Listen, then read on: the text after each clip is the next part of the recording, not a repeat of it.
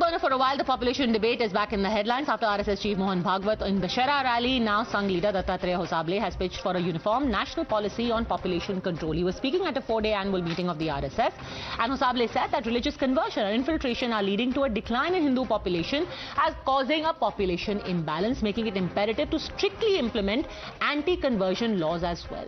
Sangh Sir Karyawah said that a population policy will address this demographic issue, which was the reason for India's partition in 1947. हमारे देश में conversion होने से, मतांतरण होने से कई जगह पर संख्या हिंदुओं की कम होती है, उसके परिणाम भी भुगतना पड़ता है। दूसरा, घुसपैठी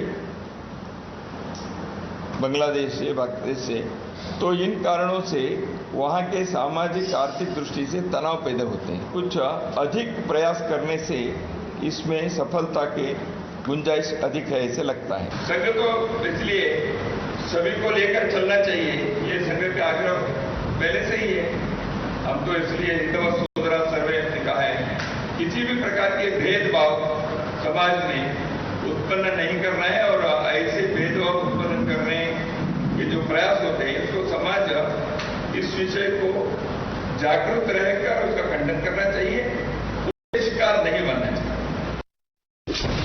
You're watching the News Hour at 10, debate number 2 on Times Now, Super Prime Time. Abhishek Sudhir continues with us. We are joined by political analyst Asif Sohail, activist Rahul Easwar, and my first question is to Professor Sangeet Ragi. Why did Dattatreya Hosabale decide this time to talk about infiltration and illegal immigration as the reason for population imbalance? What is the message here? Earlier it was about unequal growth rate, fertility rate, and suddenly it's become about skewed demography because of infiltration. Why?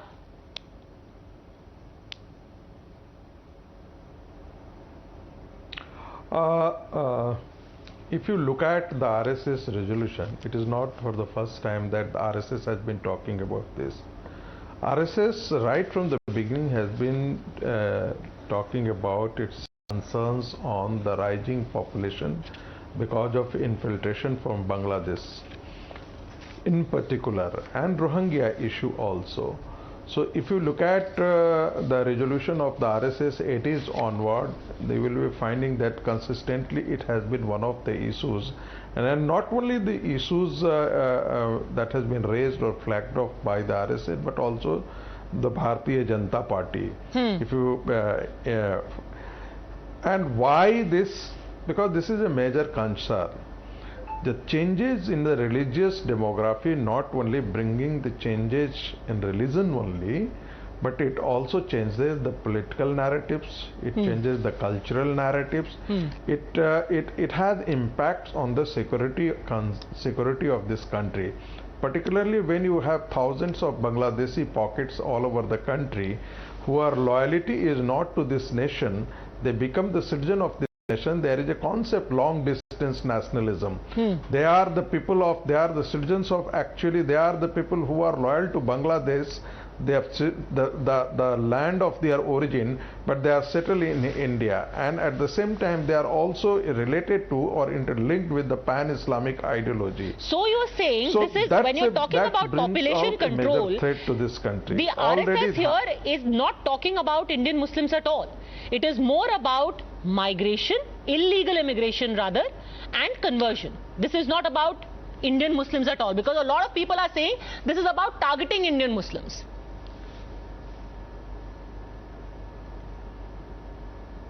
No, Padmaja, it is not about the Indian Muslims, but also but particularly he is focusing on the infiltration coming from the Bangladesh and the Rohingya settlements in the country. But at the same time, we should not forget that if you look at the work of Huntington, The Clash of Civilization, he maps out very clearly that the Muslim population all over the world has increased exponentially with a growth rate of 3.7 fertility rate.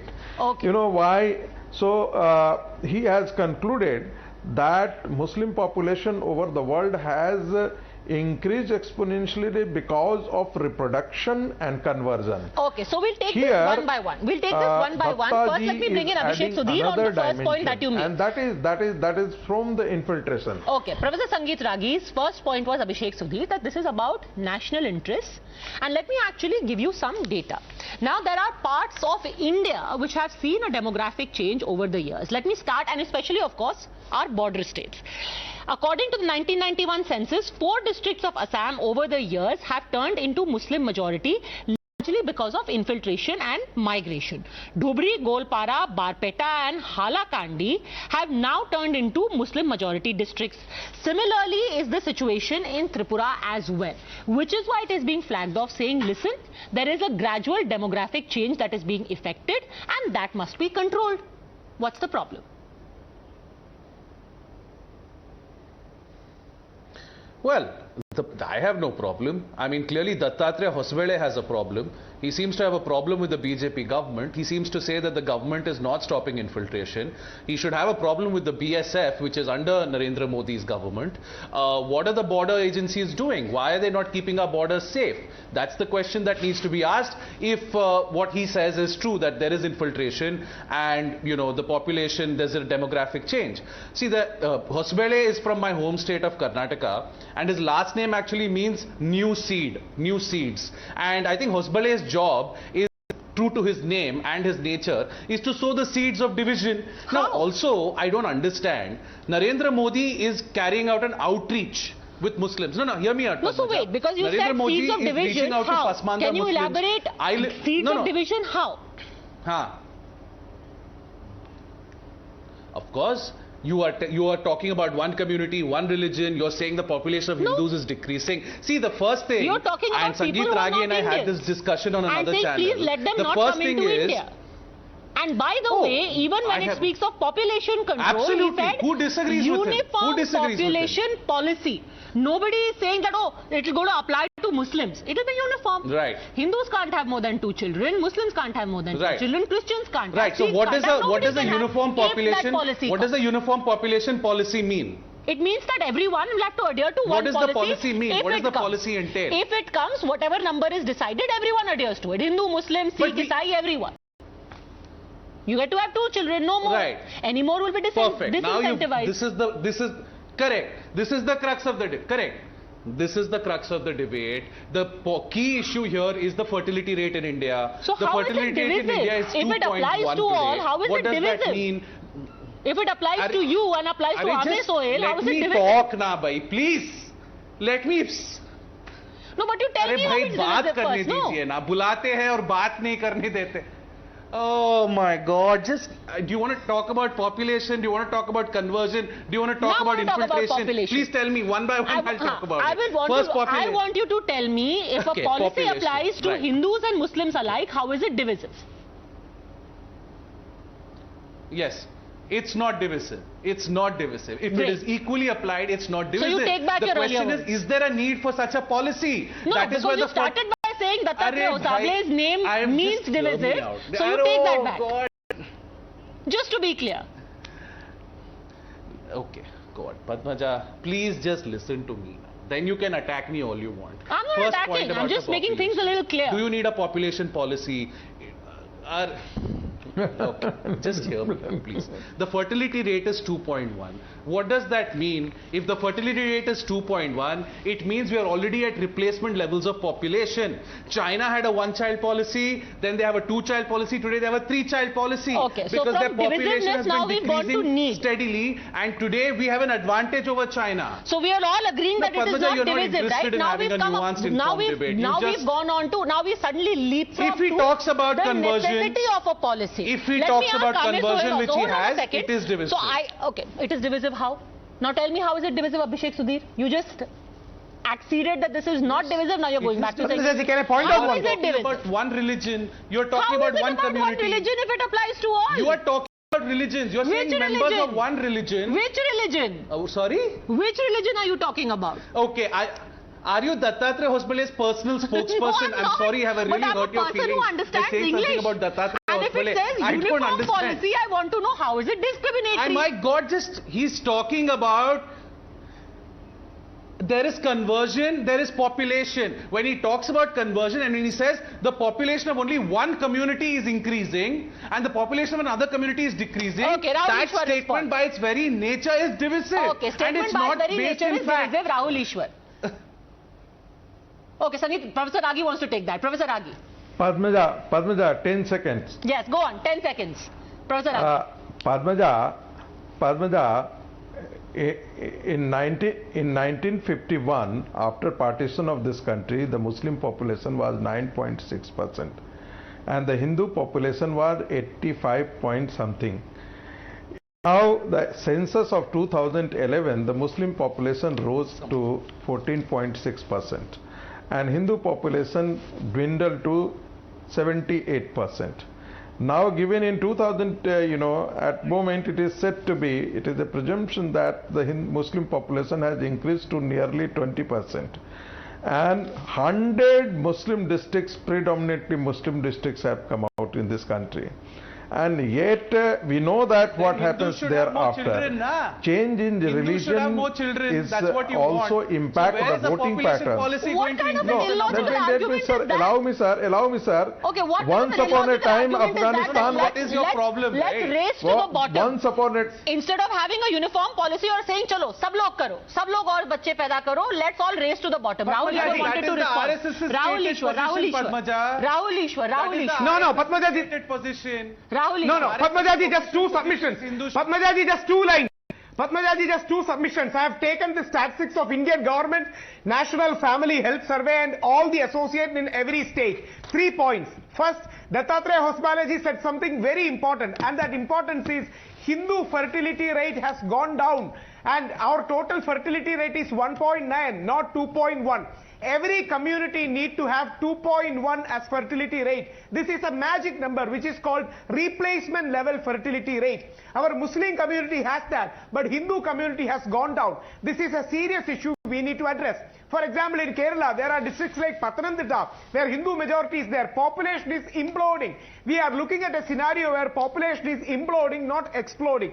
Second point, there needs to be a comprehensive population policy. We used to think that population is a liability, but right now we realize demographic dividend is an asset. This has been asserted by PM Modi ji and many thinkers around the world that demographic dividend is an asset. Third point, overpopulation is a problem. If a woman is having 5 or 10 kids, it's a problem. But similarly, underpopulation is also a problem. We need an optimum population. An optimum population where every community is stabilized somewhere around 2.1, the magic number. That's the reason why we need a population policy. Second, conversion. Mahatma Gandhi, Swayam Mahatma Gandhi ne kaha, we want an anti-forced conversion law. Because Hindu community being unorganized, we are very insecure about mass conversions. And Mahatma Gandhi and Maulana Abul Kalam Azad, even during the time of independence, opposed mass conversions because they understood it will make Hindu community very insecure. And Maulana Abul Kalam Azad even wrote to Cardinal Gracious, even 80 years back. So this is a very sensitive topic. We need to realize that Hindu population is declining. We need to have a comprehensive population policy. Not only Hindu, even Jain population is declining. Our Jain fertility rate is only around, say, 1.54, 1.2 right now. So they are dangerously going below. Let us not have the communal Hindu-Muslim issue, but some communities are suffering, some communities are okay, some communities are above the mark. And Hindu it is simply this Jain queue that needs to be addressed. They are all going down. It's a mathematical reality. You cannot deny that. And what is basically a sociological issue is being painted as a political issue. It's sociological, right? There is a population implosion, everyone will suffer. Amir Sohail.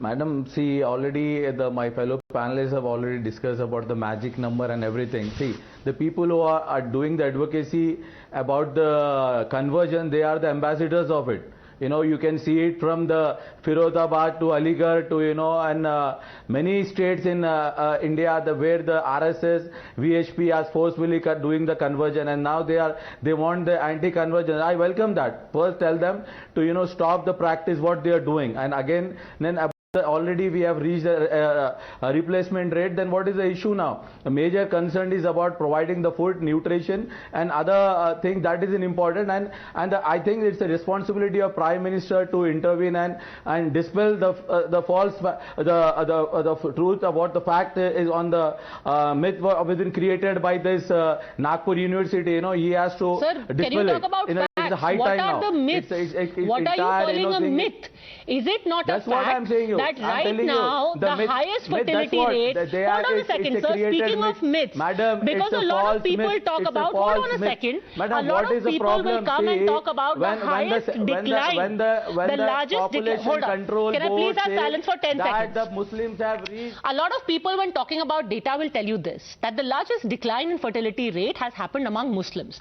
But what they will not tell you is the second part of this data, which is that even now the fertility rate among the Muslim community remains the highest among all religions. It is actually, with the Hindu community actually following at 1.94. So that is still a concern, and that needs to be stabilized, sir. So, which is why when you talk about a uniform population policy, it is to address this skew. A population policy that will address the skewed fertility rate, that will address any illegal immigration leading to demographic changes, and any coercive conversion that takes place. That was very simply the gist of the entire statement, which has been taken to ridiculous extremes. I'm going to leave it at that. The data, I think, speaks for itself. Thanks, gentlemen, for joining me, and wish you a happy Diwali.